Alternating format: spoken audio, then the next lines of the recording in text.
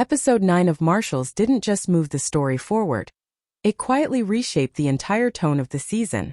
Instead of rushing through another quick mission, the show chose to slow things down and let every decision carry weight.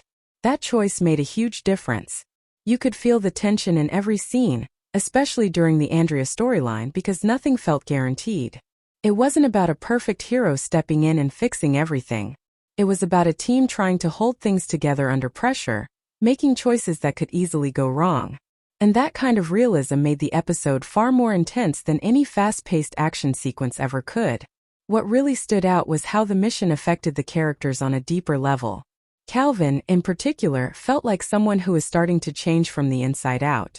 Garrett stepping in to help, despite not owing anything to anyone, created a shift that Calvin couldn't ignore. It wasn't loud or dramatic, but it was meaningful. You could see that Calvin is beginning to question his own walls, especially now that his illness is hanging over him like a clock he can't stop.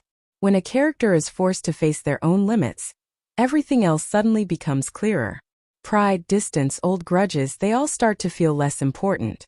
That emotional shift connects directly to what's happening between Calvin and Belle. There's still a strong bond there, but it's layered with hesitation.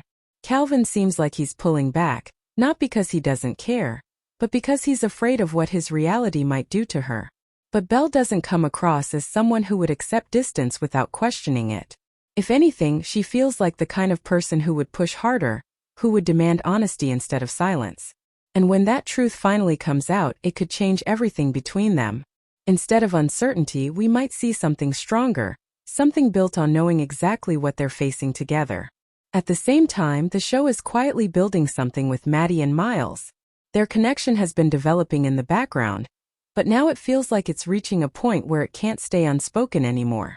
There's a natural chemistry there that doesn't feel forced, and more importantly, it feels like it could have a positive impact beyond just the two of them.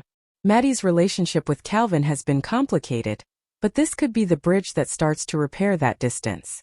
Sometimes relationships don't just change two people, they shift the entire dynamic around them. Then there's Casey, who might be going through the most subtle but important transformation of all. His connection with Andrea didn't explode into something obvious, but that's exactly why it worked. Felt quiet, real, and earned. After everything he's been through, especially the loss he carries, Casey isn't someone who would jump into something new easily. But the way he looks at Andrea, and the way she understands him without needing explanations, suggests that something is beginning. Not as a replacement for the past, but as a step forward. And that kind of emotional progression feels true to the world the show has built. Looking ahead to episode 10, everything seems ready to escalate. The title alone suggests danger, but the setup takes it even further. A prison bus crash, multiple escapees, and a team forced to split up creates immediate chaos. But the real tension comes from one specific detail. One of those escapees has a past connected to Yellowstone. And that connection could open doors that were never meant to be opened. Because when the past starts resurfacing, especially a past tied to something like the train station, it's not just one secret at risk. It's everything. If this person knows what happened there, or even a part of it, then the consequences could spread far beyond a single case.